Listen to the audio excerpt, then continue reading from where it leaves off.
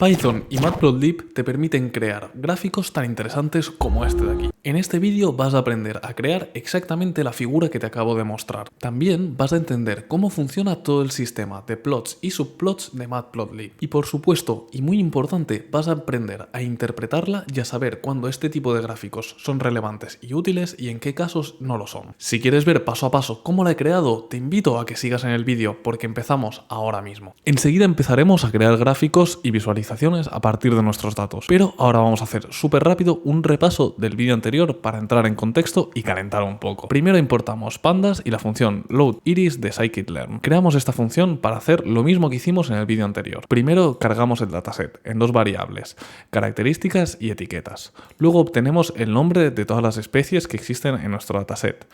Asignamos una nueva columna para tener en el mismo dataframe también las etiquetas. Vamos a renombrar las etiquetas para que no estén en formato numérico, sino que tengan el nombre de las especies, como virgínica o versicolor.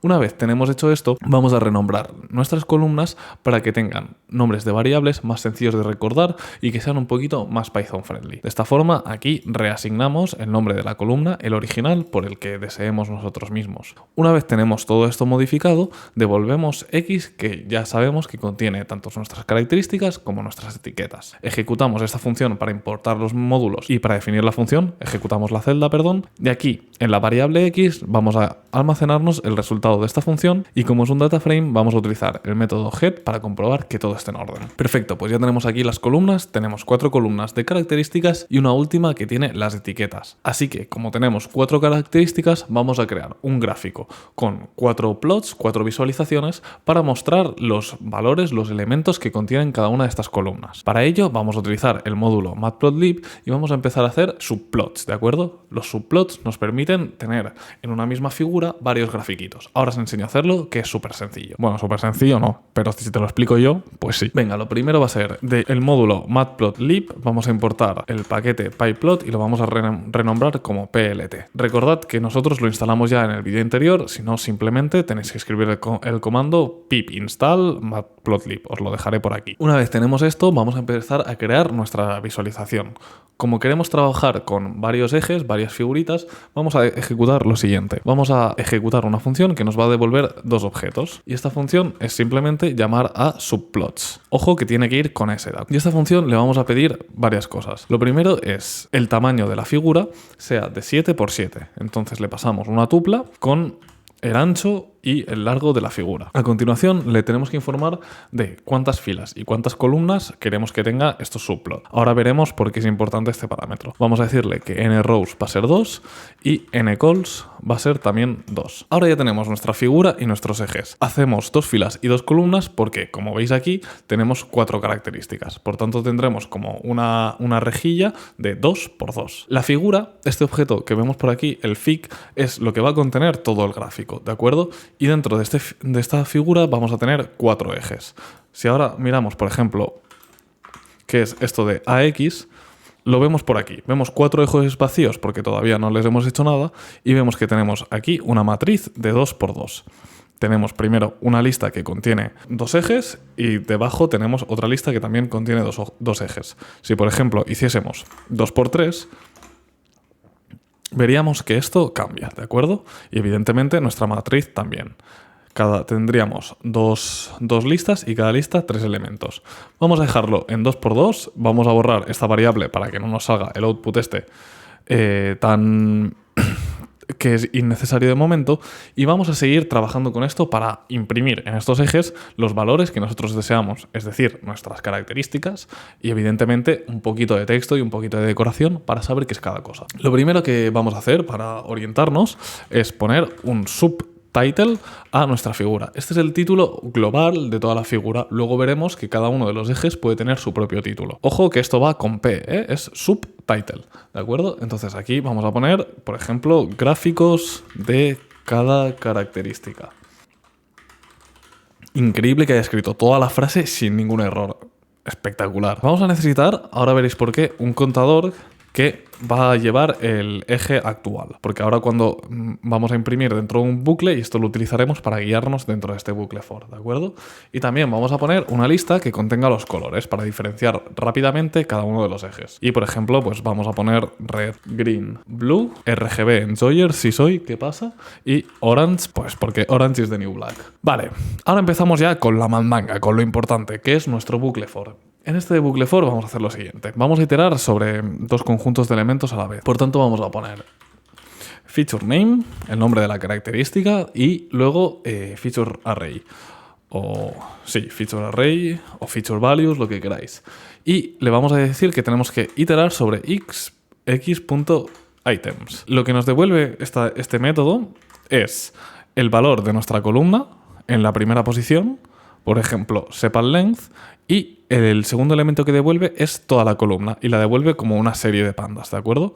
Por tanto, en cada iteración del bucle, lo que tendremos en nuestro feature name va a ser el nombre de aquí de la columna, y lo que tendremos en nuestro feature array va a ser esto como una serie de pandas, ¿sí? Todos los valores de la columna. Tenemos todos los datos necesarios en cada iteración del bucle para mostrarlos en el gráfico que queremos. Empezamos a plotear. Lo primero que tenemos que hacer es cubrirnos un poco las espaldas. Si el feature name es igual a labels, vamos a hacer un break, ¿de acuerdo? Porque no nos interesa imprimir esto setosa de momento. Sí, solo queremos imprimir las características, que son las 4 primeras. Por tanto, cuando llegue aquí, salimos del bucle y no graficamos nada. Una vez tenemos esto, tenemos que seleccionar el eje donde de estos 4 queremos pintarlo. Una cosa que podríamos hacer es iterar sobre esta matriz de AX, pero como es una matriz, tendríamos una opción que es hacer un reshape y aplanarla, es decir, que tenga una única dimensión y se convierta de matriz a una lista de 4 elementos. Otra opción que tendríamos sería controlar dos variables, una la de las filas y otra para la de las columnas. Y una opción que yo creo que es la más sencilla es asignar el eje a fig.access y le vamos a decir currentAx, ¿sí? Esto ya nos devuelve una lista con cada uno de los ejes, es decir, ya tenemos la matriz aplanada, o sea, una lista. Si tenemos una matriz de 2×2, aquí tendremos una fila con 4 elementos. Por tanto, maravilloso. En cada iteración, pues empezaremos por aquí, cogeremos primero este eje, y este será el eje donde hagamos todos los plots. Luego, la siguiente iteración pasaremos a este y a este. Pues venga, vamos a ver cómo podemos imprimir nuestros datos, que realmente es lo bonito de este vídeo. Y simplemente, pues, desde nuestro objeto eje, tenemos un método plot. Y aquí lo primero que le tenemos que decir, evidentemente, qué datos queremos imprimir. Pues vamos a imprimir nuestro array de características y luego vamos a darle una label, que esto lo utilizaremos para poner una leyenda. Y la label puede ser el nombre de la característica. Ahora, cuando acabemos este bucle, veréis qué utilidad tiene este parámetro de aquí. Luego, de los colores, pues podemos aprovechar colors de currentAx, ¿de acuerdo? Podemos aprovechar este contador para seleccionar el color deseado. Luego, ¿qué más? Vamos a poner un marker. Esto define el estilo de puntos que va a plotear. Sí, podríamos poner aquí esto sería como un punto gordo, esto sería un gráfico con rayitas, podríamos poner una X, así que vamos a poner así un punto gordo. Luego, si queréis, jugamos un poco con esto. Y finalmente vamos a poner line width. ¿Lo he escrito bien? No, al revés. Y le vamos a poner 1. Esto es el grosor de la línea de nuestro gráfico. Cuanto más alto sea este valor, más gorda se verá la línea. De momento, con 1 yo creo que está bien. Sí, entonces aquí con esto ya imprimiríamos nuestro array. De hecho, vamos a ejecutarlo ya y para que veáis la diferencia antes y después de tunearlo un poco. Ejecutamos esto y nos da un súper error que nos espera el colors. Claro que nos espera el colors porque se llama color, el valor. Colors es la lista que le hemos puesto. Y aquí, sí, efectivamente nos hemos olvidado una cosa muy importante, que al estar acostumbrado a los bucles for de Python, pues se nos ha olvidado incrementar el contador. Así que vamos a poner más igual a 1. Y ahora ya sí que lo tenemos todo, ¿sí? Vamos a ver esta figurita, que es lo que tenemos por aquí. Pues nos ha pintado 4 gráficos y nos ha puesto el subtitle este de gráficos de cada característica, el título global de la figura. Y tenemos aquí pues, los 4 ejes ya dibujados. Veis que en el eje X lo que tenemos es el valor de la medida, por ejemplo, el sepal width o lo que sea. Bueno, lo que sea no. Sepal length, ¿no? Esto se correspondería al sepal length. Pues esto, vemos aquí una muestra que tiene el valor 5 de sepal length. Esta tiene el valor 7, no sé qué. Y en el eje X lo que tenemos es el número de la muestra. Evidentemente, este tipo de gráficos para muestras, para medidas sueltas, no son útiles. No nos aportan una información relevante. Lo que queremos imprimir con estos gráficos son dependencias temporales. Por ejemplo, cómo evoluciona el precio de un alquiler a lo largo de varios años. O cuál es el peso medio de los adultos de España desde 1980 hasta 2023. Este tipo de gráficos, este tipo de información, es muy interesante representarla en gráficos temporales, porque evidentemente hay una dependencia temporal en nuestras medidas. No obstante, estos son flores que se han ido cogiendo y se han ido midiendo en el mismo periodo de tiempo, por tanto, no tiene ningún sentido hacer un gráfico temporal. Lo hemos hecho para entender esto, porque es muy importante saber qué tipo de gráfico queremos en función de las características y del dataset con el que estamos tratando. No obstante, antes de pasar a un gráfico más relevante, que os lo avanzo ya, que son los histogramas, vamos a hacer un poquito más de personalización en este gráfico para que nos quede un poquillo más bonito. Y todas estas herramientas que vamos a aprender ahora las podemos utilizar en cualquier tipo de gráfico, por tanto nos va maravilloso. Lo primero que nos llama la atención es que aquí no tenemos ni idea de qué es cada cosa y no sabemos qué representa cada eje. Por tanto, vamos a incluir esta información. Para incluir esta información la vamos a poner aquí, justo después del plot, y en el eje le vamos a decir que vamos a poner un título, y este título le vamos a llamar igual que el nombre de nuestra característica, ¿no? Pues por ejemplo aquí tendremos sepal length.